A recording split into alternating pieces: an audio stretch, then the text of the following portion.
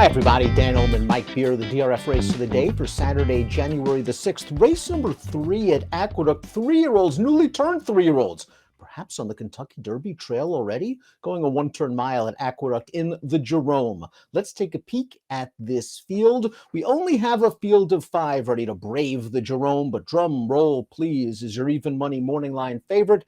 Javier Castellano, Brad Cox. This guy's already graded stakes placed. Yeah, he's cutting back here to a one-turn mile again out of the Remsen last time, Dan, where I don't know if you agree with this. I thought he ran fine in there against a field that's better than this one.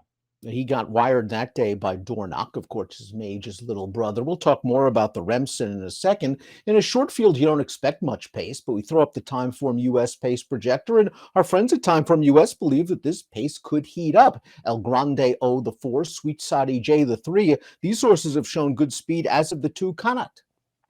I'll agree with the way this thing lays out. Whether they go fast or not, I guess remains to be seen, Dan. But I agree that El Grandeo is going to make the lead here.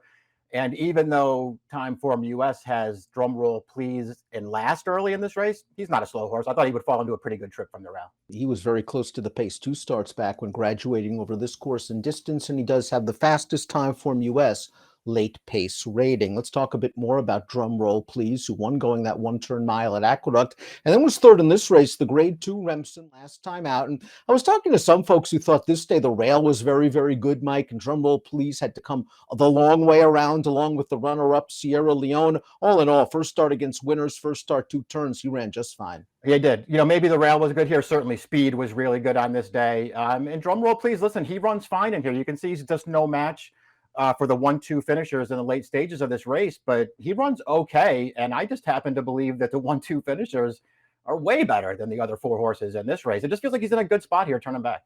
A repeat of that 84 Beyer speed figure likely lands him in the winner's circle. The 2 is Kanate, who was 6th last time out for Todd Pletcher in his first race against winners. That was a 2-turn event at Churchill Downs. Now, he was on a pretty solid pace. They went 23-2 in the opening quarter, and he was being pushed along. So maybe him getting tired in a race that's produced 2 next out winners, you can give him a little bit of a mulligan. Yeah, I sort of looked at it the same way. I thought all in all, it was a pretty good performance considering the pace of that race. And just the fact that it seems like it was a really good field that he was in there, Dan. And this is, maybe even class relief for him as well. The horse that finished 4th in that race, Catching Freedom, came back to win the Smarty Jones. So I don't know. I think he was in against a good field. He probably took the worst of it as far as dynamics in that race went. And he did a lot of racing there. He's got to improve again, but I won't be surprised if he can do it. Wheeling back in a week is number 3, Sweet Sai Jay. Took him gate to wire in the Hep Stakes last time out, going 7/8 of a mile. I was down at Laurel this day, talked to Jerome Barbosa, the jockey, after the race was over. He was pleased and somewhat surprised that Sweet Sai Jay changed leads for the first time in a long time, if not ever. He dominated this group at a very big price, but it's worth noting that 2 other horses in this race stumbled badly at the start. Yeah, I mean, it feels like he just had all the best of it here, and I'll give him the credit he deserves for improving and sort of taking advantage of circumstance there, Dan, but he stole that race, and even if it repeats it against this field, I don't think it's going to be good enough. It's a much tougher field, to be sure. He's cross-entered at Turfway. His owner, Lynn Clash, told Dave Grenning he'll run here, and these connections have done well wheeling horses back on short notice in the past. El Grandeo is the number 4. This is a New York bred who scored last time out in the Sleepy Hollow at Aqueduct. This is a one-turn mile over muddy going in late October, and El Grandeo had the best of it on the lead. Now, I thought he ran pretty well, Mike, earning a 79 Beyer speed figure over this wet track. It could also be argued that he didn't run the best race. The runner-up, who completely blew the break, might have. Yeah, that's true. The runner-up does run pretty big here. The flip side of that, Dan, is I thought this was a pretty fast pace in this race, and El Grandeo was part of it right from the start. He put away the horse that was challenging him and went on with it. And so I thought he deserved some credit for winning that, one-turn mile, stretching out for the first time there.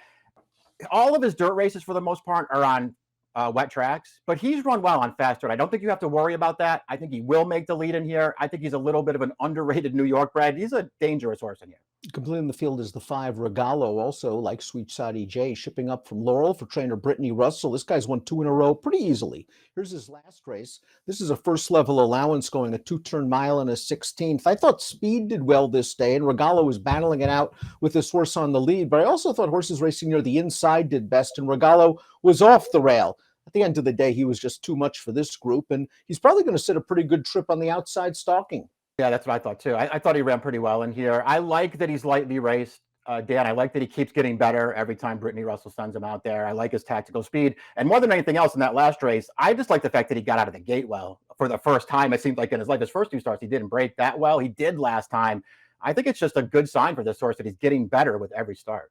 We'll kick off 50-cent pick 4 with our DRF race of the day. But before we take a look at our selections, remember to click on the subscribe button on the Daily Racing Form YouTube channel for the latest DRF videos. Let's take a look at our top picks in here. Drum roll, please, is simply the horse to beat. There's a chance this pace heats up, and he's going to be very, very tough if he comes with his usual run. I'm curious to see what we get from El Grande. Oh, it's a little bit of a layoff and a little bit of a class test. I wonder if he's a little quicker, though, than Sweet Sai Jay. I thought he was. I thought this was a really good spot for the 1.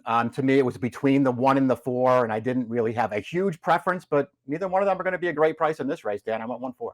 Might get some weather at Aqueduct on Saturday. Carded as race number 3 to kick off the pick 4. Maybe we beat that weather, but drum roll, please, and El Grandeo have both run well on wet tracks. Best of luck in the Jerome.